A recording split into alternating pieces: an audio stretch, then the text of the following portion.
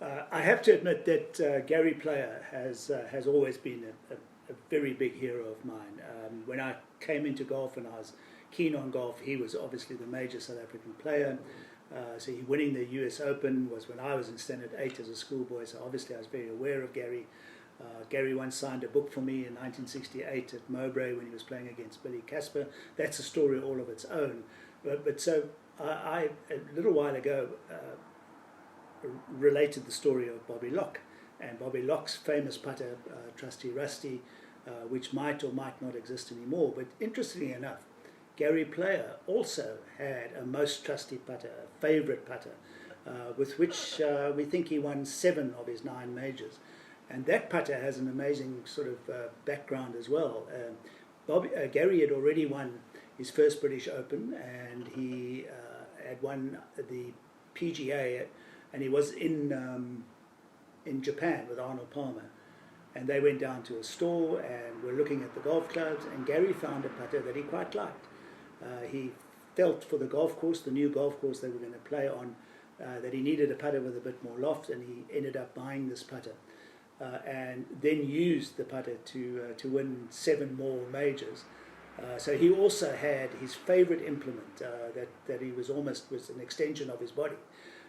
And the interesting thing about Gary's putter is that he doesn't know whether it has a name or not. He doesn't know whether it has a branding. It is kept in the Gary Player collection. It's nicely framed. But I couldn't get anybody to be able to see the back of it because they would have had to take it out of the frame. But it is so interesting that 2 of our great golfers both had this favourite club, and it turned out to be the putter, the club you use on the green is the most important putter, which might be an indication that the most important shot in golf is putting. On that note, Sid Bruce, who was the sort of master golfer ahead of Locke and ahead of Player, a Scot who played out of Houghton, a well-loved man, a great family, his brother Jock, and he dominated the South African Open.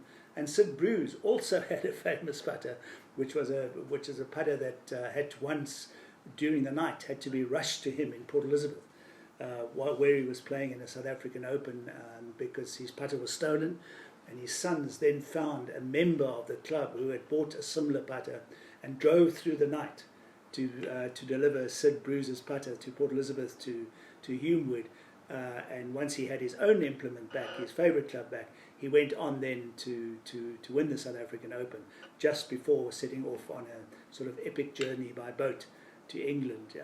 There's just so much in golf, because golf is a game that takes a long time to play. It's played in beautiful surroundings.